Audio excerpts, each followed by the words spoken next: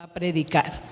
Aparte de eso, ¿verdad? Esté orando por el predicador y también tenga un cuadernito donde usted puede tomar notas de lo que se va diciendo y así podemos repasarlo en la semana. Así que Juan aparece muchas veces en la narración misma de este evangelio.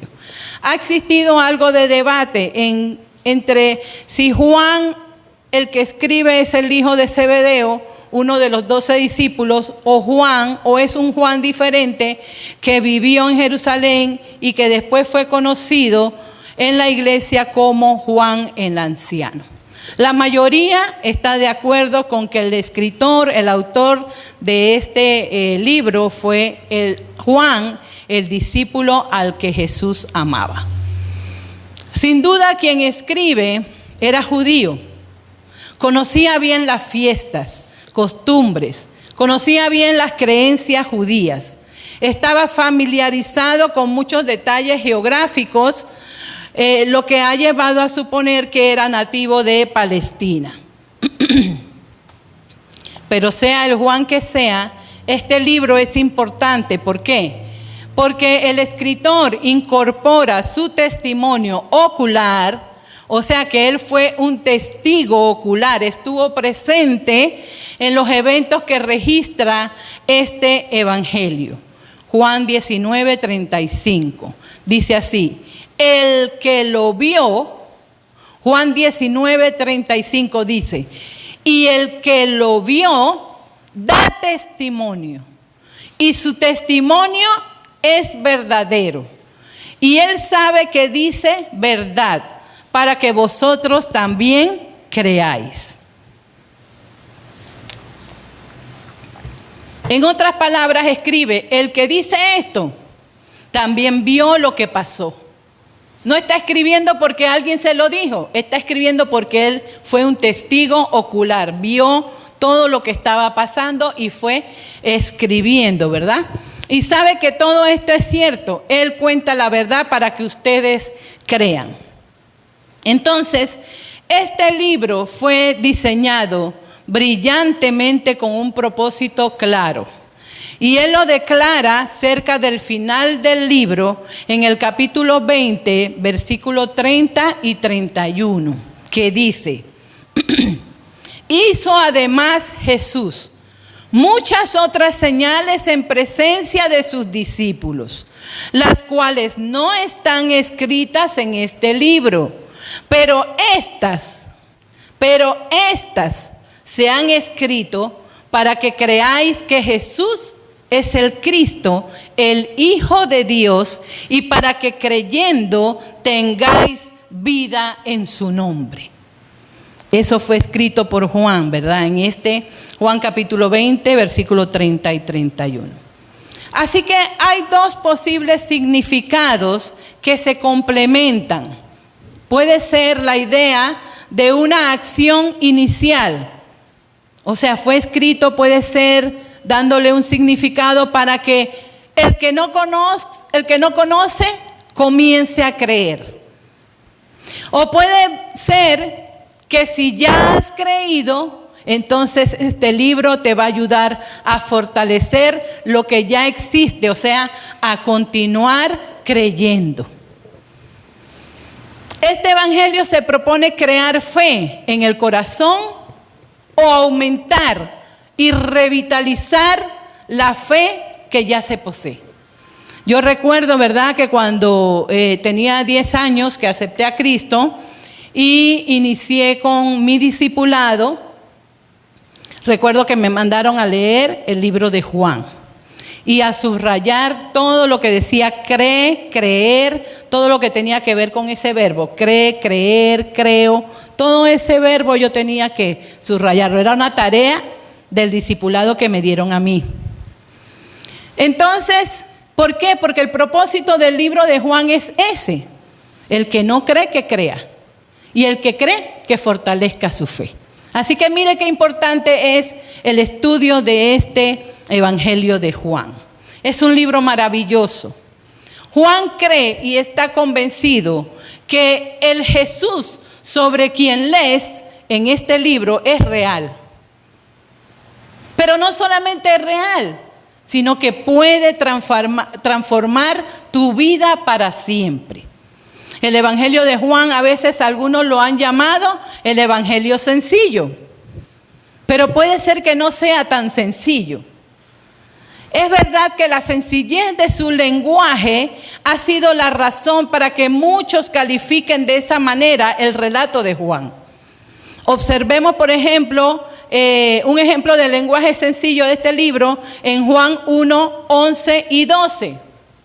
Juan 1, 11 y 12, que dice lo siguiente: a lo suyo vino, pero a los suyos no le recibieron. Mas a todos los que le recibieron, a quienes creen en su nombre, les dio potestad, o sea, les dio derecho de ser hechos hijos de Dios. Toda la gente, si usted va afuera y le pregunta, ¿usted es hijo de Dios? Todo el mundo le va a decir que sí, sea de la religión que sea, ¿verdad? Pero nosotros sabemos que la Biblia es nuestra autoridad y que allí dice que a los que le recibieron, a los que creen en su nombre, les dio el derecho de ser hijos de Dios. Entonces no todos son hijos de Dios, todos somos creación, pero hijo el que le recibe y el que le cree. Ajá, muy bien. Una de las frases más sencillas que se encuentra en este evangelio según San Juan aparece en el capítulo 14, versículo 20. Donde leemos: y vosotros en mí, y yo en vosotros. Mire qué sencillo. Y vosotros en mí, y yo en vosotros. Algunas de estas palabras solo tienen 2 letras. Solamente la palabra vosotros, que tiene 3 sílabas. Y creemos que cualquier niño de 6 años podría decirle el significado de cualquiera de estas palabras en el lenguaje normal. Pero al unir estas palabras, leemos: y vosotros en mí, y yo en vosotros. Al filósofo o al teólogo más sagaz, nunca les sería posible sondear las profundidades del significado de esta frase: y vosotros en mí, y yo en vosotros. Sabemos que la frase vosotros en mí se refiere a la salvación, vosotros en mí. Y la frase yo en vosotros se refiere a la santificación. En otras palabras, estas pequeñas palabras es el desarrollo espiritual del cristiano. La salvación y la santificación. Pero más allá de este significado, no podemos llegar mucho más lejos en nuestra interpretación. Eso es lo que quiero decir, que parece sencillo, pero no lo es, ¿verdad? Vamos a iniciar el estudio del evangelio más profundo de todos. Hay 4. Y este es el evangelio más profundo de todos. Y creo que el más difícil de entender. Claro que podemos comprender su significado superficial. Alguien dirá, vamos a estudiar Juan, eso yo me lo sé. Ya yo conozco de ese libro, ¿verdad? Porque sabemos el sentido de las palabras. Pero eso no quiere decir que le comprendamos completamente. Y ahora al final vamos a decir por qué. Así que no subestimemos el estudio del libro del Evangelio de Juan. Tenemos aquí un evangelio para el cual necesitamos en verdad la ayuda, la guía del Espíritu Santo para suplir nuestras limitaciones humanas al hacer la interpretación de lo que vamos a leer o de lo que vamos a estudiar. Juan escribió su libro a pedido de una iglesia que ya poseía los 3 evangelios sinópticos, es decir, Mateo, Marcos y Lucas, que ya circulaban entre los cristianos Y él quiso tener un documento más espiritual, más profundo, o sea, una obra que le ayudara a la iglesia a crecer espiritualmente, a conocer a Jesús. Y conociendo a Jesús, conocemos a Dios, al Padre. Esta es exactamente la opinión de San Agustín, teólogo cristiano y uno de los padres de la iglesia de los primeros tiempos, citado en el libro de Gregory titulado La clave de los evangelios.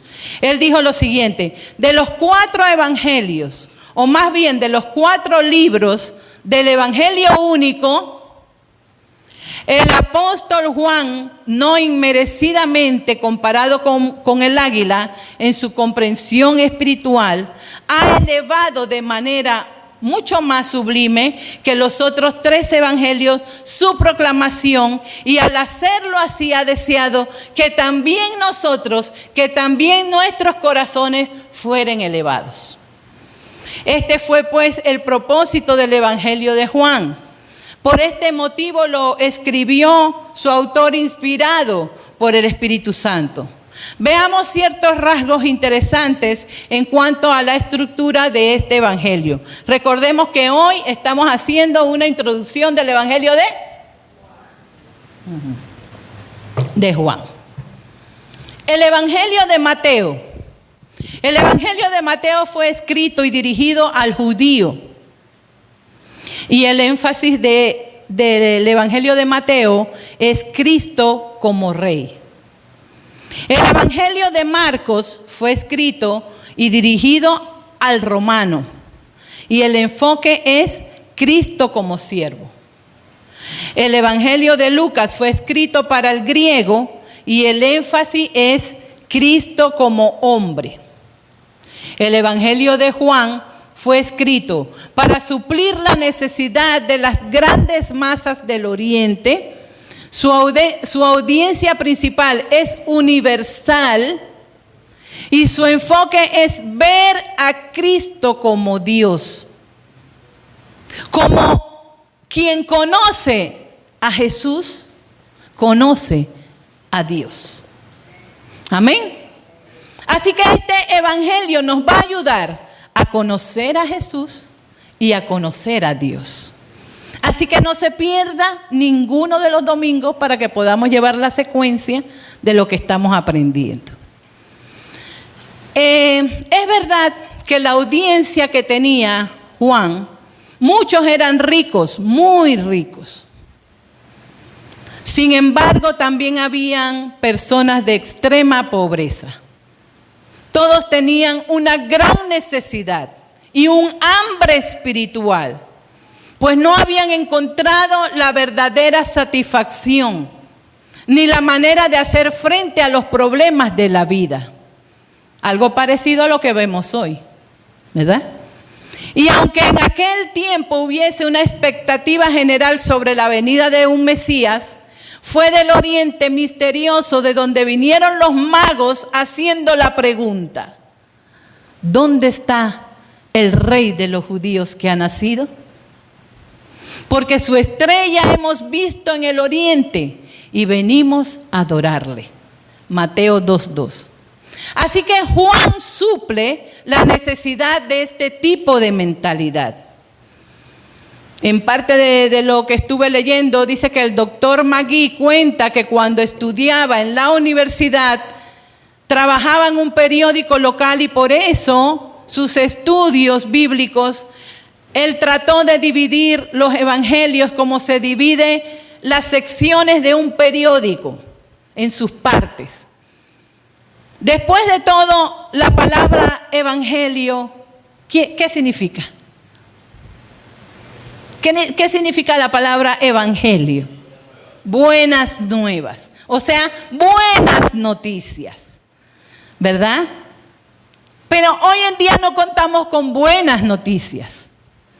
Hoy en día escuchamos muchas malas noticias, ¿verdad? Inclusive en nuestro país, en la actualidad, te enciende el televisor, ay, Dios mío, ¿verdad? A veces hay que apagarlo para asimilar todo lo que está sucediendo.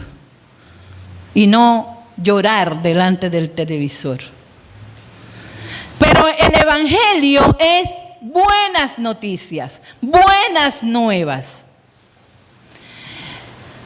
Tenemos aquí una división, entonces, esa división que hizo el doctor Magui, basada en el énfasis de cada evangelio, muy interesante, por eso se las traje.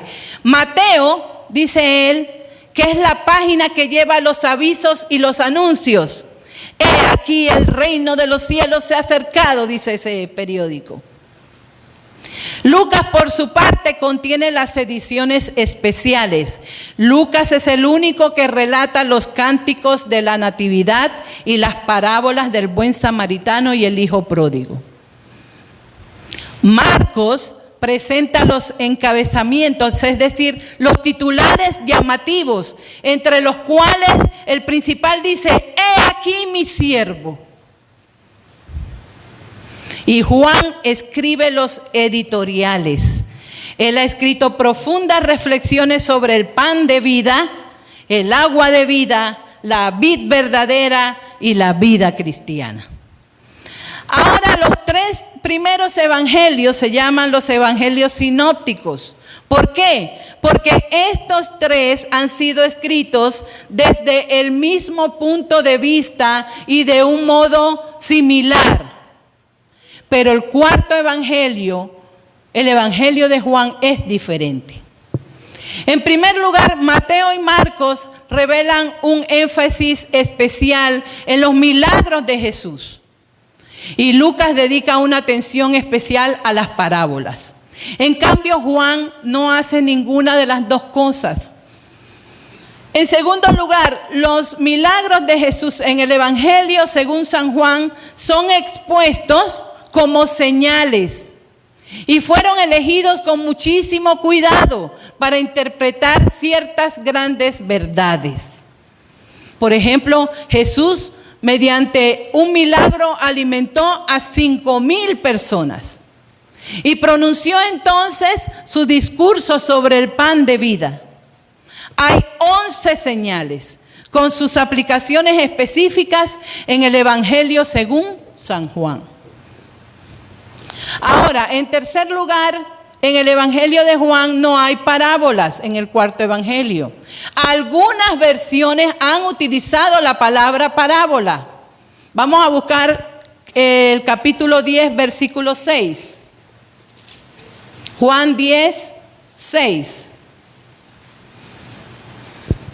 Algunas versiones, a pesar de que no son parábolas, las han utilizado. Mire que ahí dice la parábola del redil.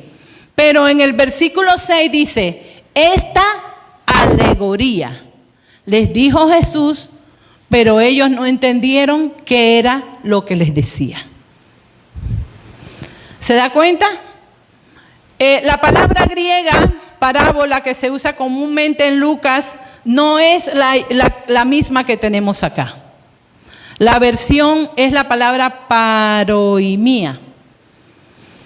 Esos asuntos del griego, que no vamos a profundizar. Pero la versión Reina Valera la traduce correctamente con la palabra alegoría. La historia del buen pastor, por ejemplo, no es una parábola, es un discurso. Ya hemos mencionado la sencillez del lenguaje en el Evangelio de Juan. Es notable, en verdad. Sin embargo, este es el evangelio más profundo y por eso es bastante difícil de abarcar su totalidad o la totalidad de su significado. Juan nos da un orden cronológico que es bueno notar a lo largo de todo el estudio del evangelio. Por ejemplo, en primer lugar, en el primer capítulo, versículo 35, dice: el siguiente día. Y luego en el versículo 43 del mismo capítulo repite: el siguiente día. Así que no solo da un orden lógico de sucesión, sino también un orden cronológico. También identifica detalladamente lugares y ciudades. Aunque la deidad de Cristo es el tema predominante en este evangelio, la humanidad de Cristo no se pierde de vista. Y en verdad se acentúa y es acentuada de manera especial, de forma especial. Observemos el hecho de que Juan es el único de los evangelistas que nos cuenta el viaje de Jesús por Samaria y cómo se sentó junto al pozo y que estaba cansado del camino. ¿Ve esas cualidades humanas? ¿Puede pensar en una característica más humana que esa, el cansancio? Sí podemos pensar en un rasgo aún más humano. Y es que, ¿qué dice el versículo más corto de la Biblia?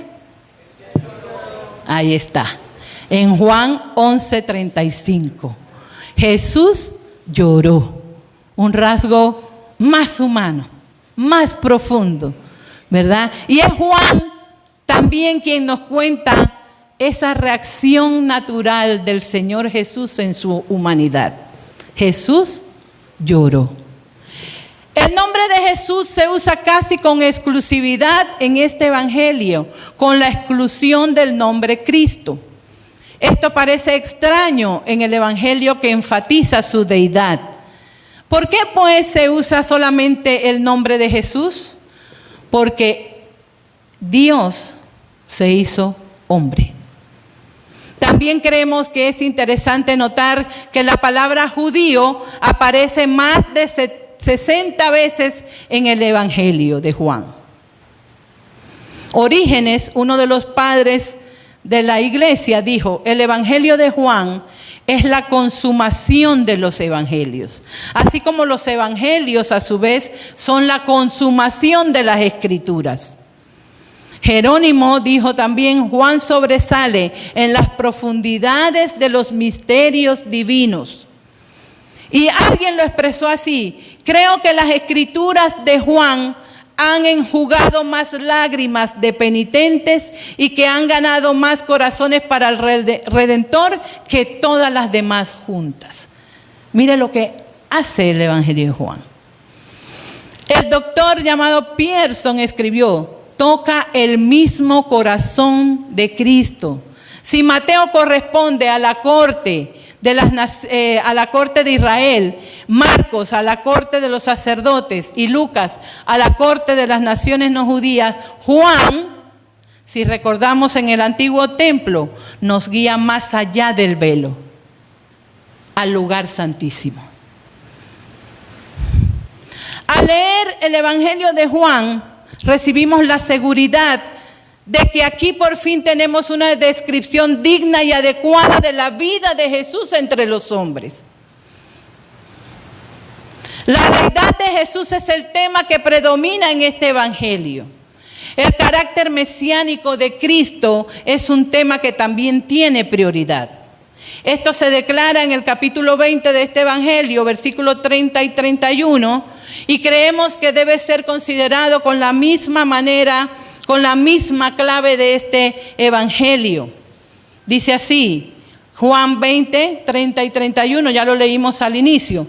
Hizo además Jesús muchas otras señales en presencia de sus discípulos, las cuales no están escritas en este libro, pero estas, o sea, lo que quedó escrito en Juan, se ha escrito para que creáis que Jesús es el Cristo, el Hijo de Dios, y para que creyendo tengáis vida en su nombre. ¿Tiene usted vida?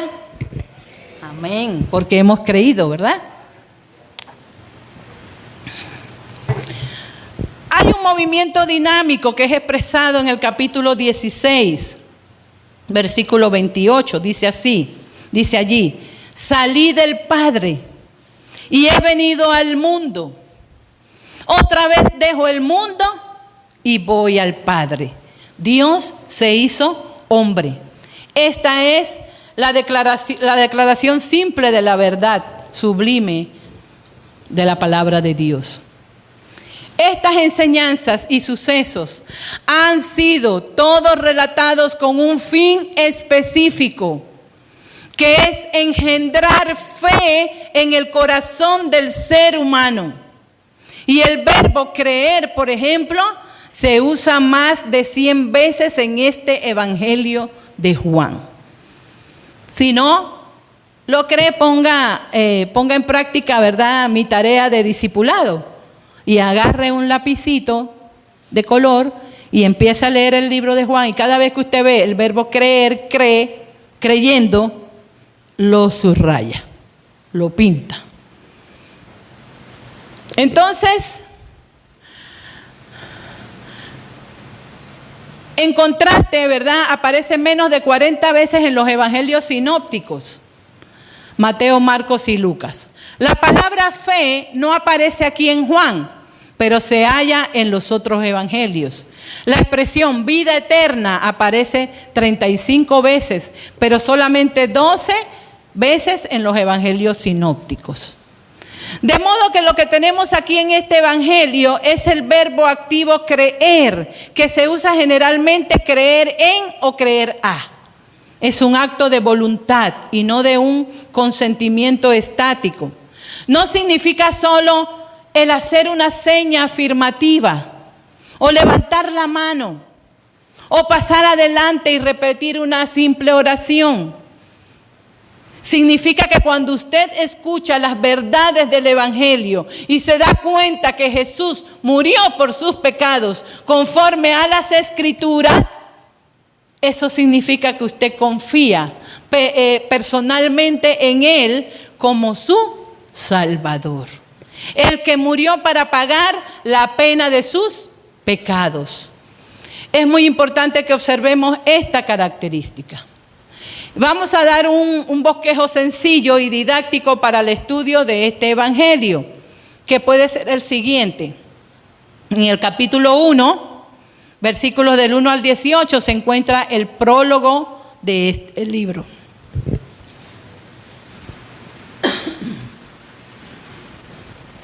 En los versículos 19 al 51 del mismo capítulo 1 nos presenta la introducción al libro.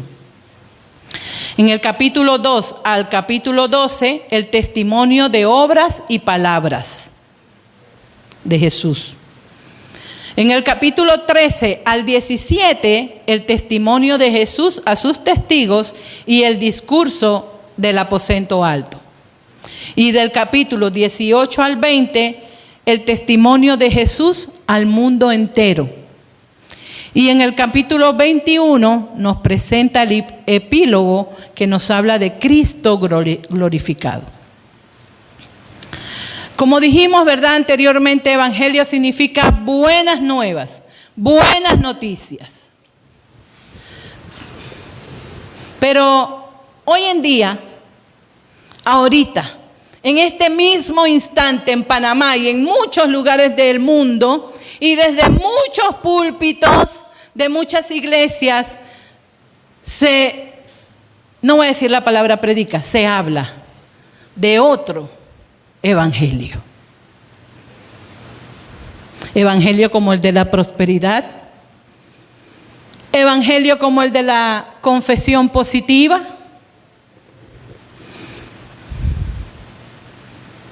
como Dios me dijo, Dios me habló. Ese otro discurso de declara, pacta, siembra, cosecha. Como aquel que dice, yo tuve un sueño, vi una visión. Desde muchos otros púlpitos hoy en día, ahorita en este lugar, se están burlando del evangelio y de los dones espirituales, haciendo todo un espectáculo, todo un show desde el púlpito, caídas, manifestaciones externas que no tienen nada que ver con el evangelio. Las buenas nuevas, las buenas noticias. Inclusive poco se predica acerca de Jesús. Peor aún, hay púlpitos en muchos lugares hoy en día que ni siquiera la Biblia se abre. El que se sube, que dice que es predicador, apóstol, profeta, querubín y no sé qué otra cosa más, tal vez nunca abrió la Biblia durante hora y media. ¿Qué le enseñó a la congregación?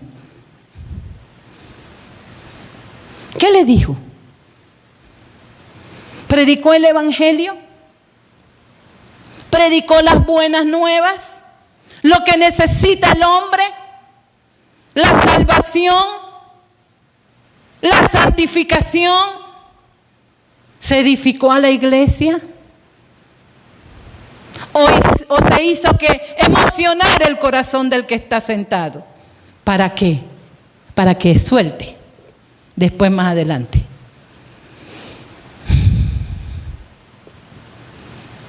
Iniciamos el estudio del Evangelio, de las buenas nuevas, escritas en el libro de Juan.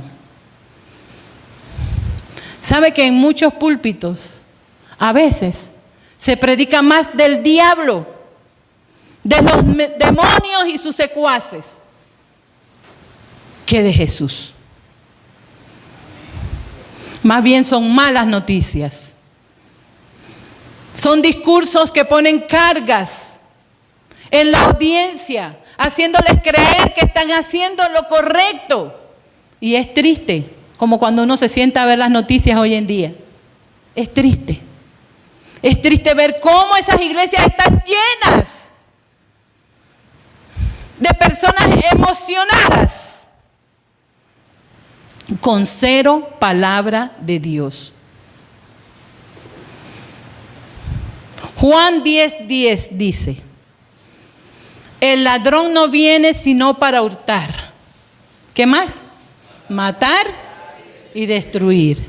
Yo he venido para que tengan vida y para que tengan en abundancia, para que la tengan en abundancia. ¿Está hablando del diablo? Vamos a ver.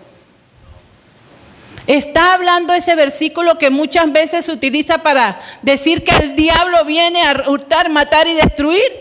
Vamos a ver.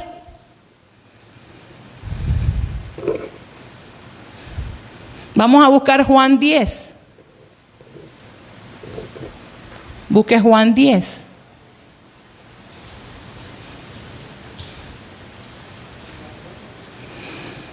Vamos a leer desde el versículo 7.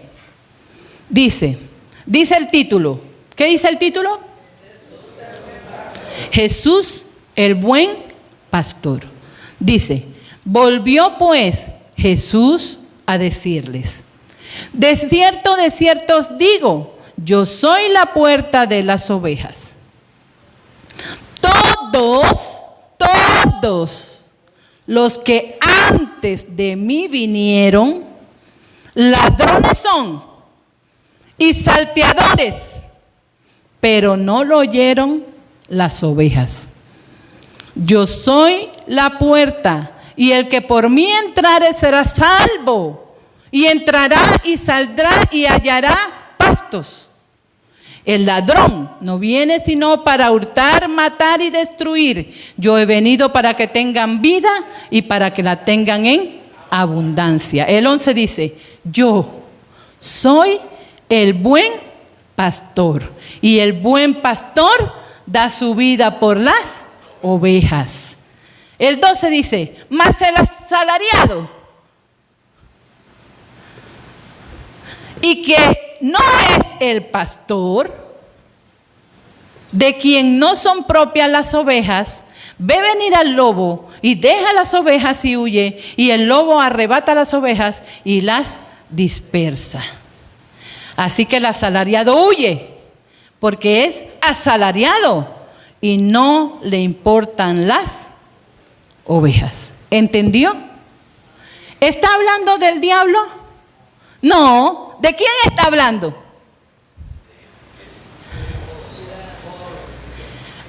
Todos los que vinieron antes que él.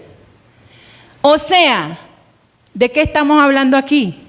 De esos pastores que vinieron antes que él, que solamente se preocupaban por la plata, eran asalariados.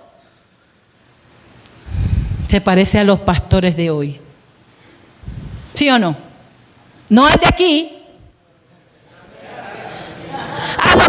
por allá que el culto del Señor se centra en el dinero. Los falsos pastores. A eso se está refiriendo este pasaje. Esos no son verdaderos pastores, dice allí. Y eso es lo que tristemente está pasando en muchos lugares.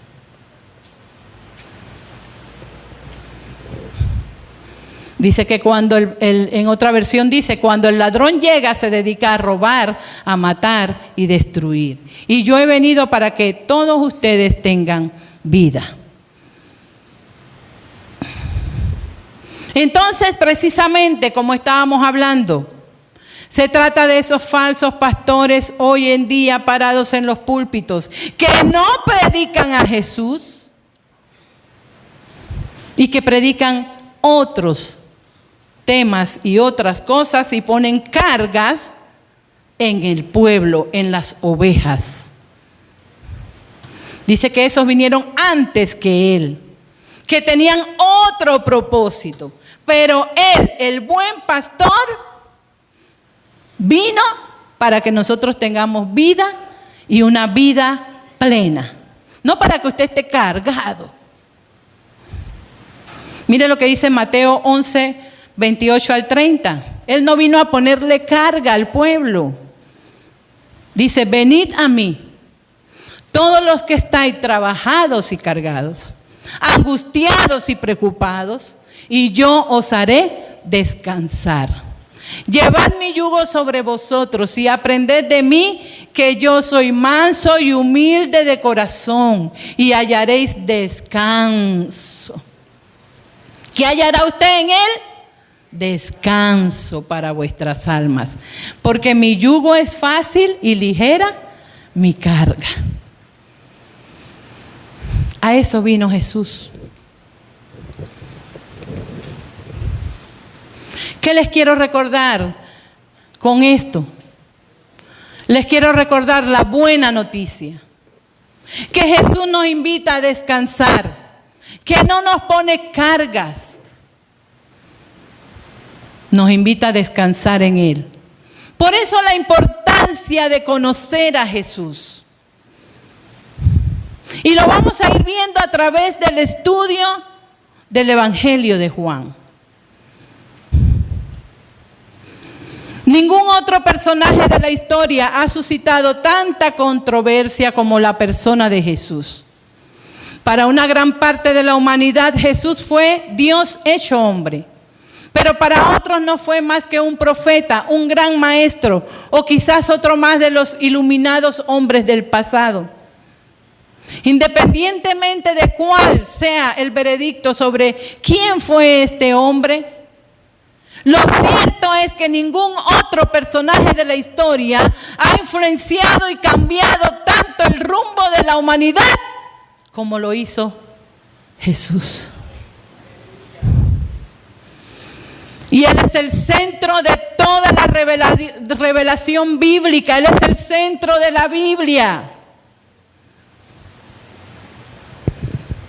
Y es esa Biblia la que después de 2000 años de historia ha sobrevivido a las peores persecuciones y hoy por hoy continúa siendo el libro más vendido de todos los años.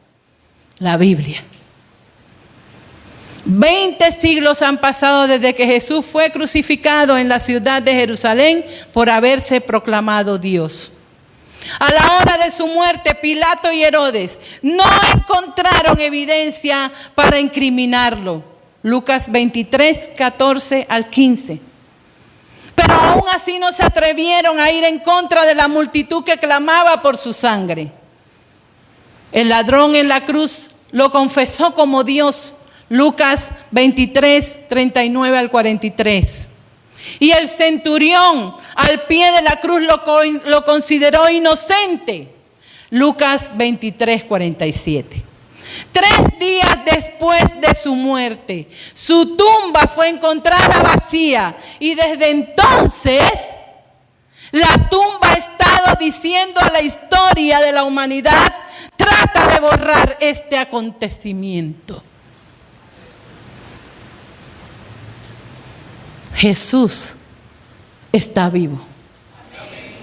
Resucitó al tercer día. Venció la muerte. Y estamos esperándolo, ¿verdad?, en su segunda venida. ¿Eso no es motivo de alegría? ¿Eso no es motivo de querer seguir predicando el Evangelio? Debe ser lo que nos mueve cada día. Las buenas noticias de Jesús. Vamos, para terminar, a ver 3 razones importantes para estudiar y conocer la persona de Jesús. ¿Qué dice la Biblia? El Evangelio de Juan nos habla de Jesús. ¿Por qué debemos estudiar y conocer a la persona de Jesús? Número 1, y que no se le olvide, Jesucristo es la piedra angular. Hechos 4, 11, 12. Dice, este Jesús es la piedra reprobada por vosotros los edificadores, la cual ha venido a ser cabeza del ángulo, y en ningún otro hay salvación. Porque no hay otro nombre bajo el cielo dado a los hombres en que podamos ser salvos. En el pasado los constructores solían colocar una piedra que sirviera como punto de referencia para colocar las demás al iniciar la construcción de un edificio. Esta piedra que se colocaba allí era conocida como la piedra angular. Y Jesús es llamado en la Biblia piedra angular. No solo porque toda la creación depende de su persona, sino también porque toda la obra de redención apunta hacia Él. Hebreos 1:3 dice que Él sostiene todas las cosas por la palabra de su poder. Y Gálatas 3:24 dice que la ley fue el ayo para conducirnos a Cristo. Él es el centro de la revelación bíblica. Un ayo, según el diccionario de la Real Academia de la Lengua Española, es un hombre encargado en algunas casas de custodiar niños o jóvenes y de cuidar su crianza y educación. Es el maestro, es el guía. La ley sirvió para cuidar y guiar al hombre hasta la plenitud de los tiempos, que llegaba trayendo al Hijo de Dios para libertarnos del pecado. Nuestra salvación depende de manera completa de los méritos alcanzados por Él en favor nuestro durante su vida y finalmente con su muerte en la cruz. Su resurrección garantiza nuestra resurrección en el futuro. Y es su resurrección que garantiza el cumplimiento de las promesas de Dios Padre para con sus hijos. Por eso Pablo en 2 Corintios 1:20 dice que todas las promesas son sí o amén en Cristo. Amén. La piedra angular es además el único camino a la salvación. Esa es la razón por la que todo el Antiguo Testamento apuntaba hacia Jesús. Su nacimiento. Y todo el Nuevo Testamento entonces gira alrededor de su vida, su muerte y su resurrección. Entonces, ya vimos la primera razón por lo cual es importante estudiar el Evangelio de Juan. Porque Jesucristo es la piedra angular. Segunda razón, conocer a Jesús es conocer a Dios. Conocer a Jesús es conocer a Dios. Juan 14:8 dice, Felipe le dijo, Señor, muéstranos el Padre y nos basta. Colosenses 1:15 dice, Él es la imagen del Dios invisible, el primogénito de toda creación. Dios quiere que le conozcamos y quiere relacionarse con su pueblo. Por esa razón, Él se ha revelado por medio de los profetas y por medio de su palabra. Pero en los últimos tiempos lo ha hecho de manera particular mediante su Hijo Jesús. Hebreos 1, 1 y 2. Entonces, quien conoce a Jesús, conoce a Dios. El sueño de todo varón judío era poder ver a Dios cara a cara. Moisés hizo esa petición a Dios: te ruego que me muestres tu gloria. A lo cual Dios le respondió: no puedes ver mi rostro, porque nadie puede verme y vivir. Dice Éxodo 33, 18 y 20. Pero cuando Jesús se encarna y viene a revelar al Padre, el hombre tuvo la oportunidad de ver a Dios cara a cara. Pero teniéndolo frente, lo rechazó. A lo suyo vino, pero no le recibieron. Porque el problema del hombre es que ama más las tinieblas que la luz. Juan 3, 19. Ama más al pecado que a la verdad. Porque a los que antes conoció, también los predestinó para que fuesen hechos conforme a la imagen de su Hijo, para que Él sea el primogénito entre muchos hermanos. Ahí está el tercer punto por el cual es importante conocer a Dios. Porque el Padre quiere hacernos a la imagen de su Hijo Jesús. Romanos 8:29. El Padre quiere hacernos a la imagen de su Hijo Jesús. Porque a los que antes conoció, también los predestinó. ¿Para qué? Para que fuesen hechos conforme a la imagen de su Hijo, para que Él sea primogénito entre muchos hermanos. Si el Padre quiere hacernos a la imagen de su Hijo, es lógico pensar entonces que tenemos que conocer primero a la persona de Jesús y hemos de parecernos a Él. Pero, ¿en qué debemos parecernos a Jesús? ¿En qué debemos parecernos? En su forma de pensar, en su forma de hablar, en su forma de reaccionar, en su forma de actuar, ¿verdad? Su modo de vivir debe ser el modelo que cada cristiano debe seguir. Pero, ¿por qué es que hay tantos creyentes en el mundo que viven como si no lo fueran?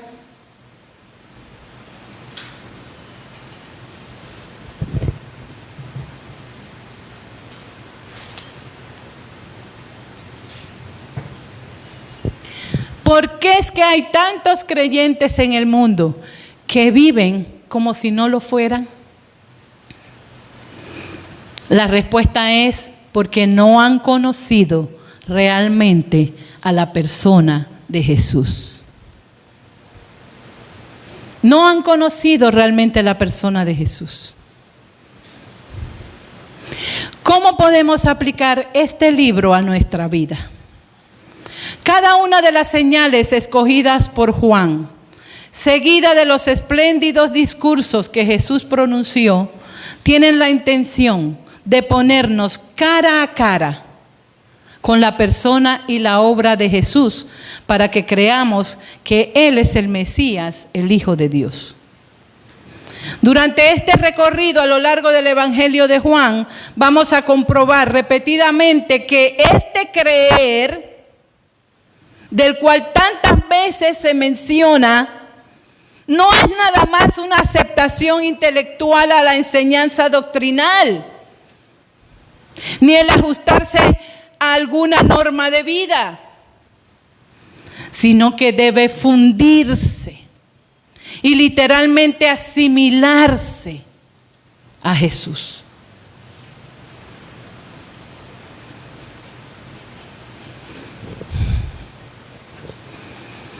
Aplicamos el mensaje de este libro cuando comprobamos que hemos nacido de nuevo, que tenemos la vida que produce el fruto del Espíritu que se expresa en nosotros a través de sus cualidades.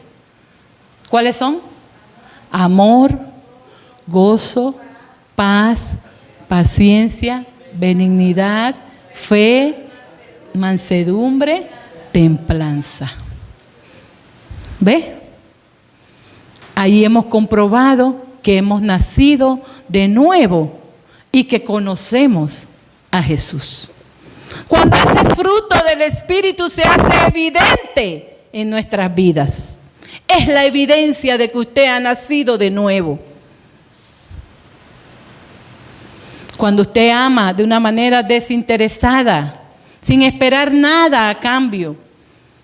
Cuando usted tiene templanza, dominio propio, es la manera de actuar como actuó Jesús, que muchas veces no la vemos en muchos creyentes. Aplicamos el mensaje de este libro cuando comprendemos íntimamente que Jesús no es solo una figura del pasado. Él sigue presente hoy. ¿Dónde? Entre los suyos. Y que se refleja hacia quienes nos rodean.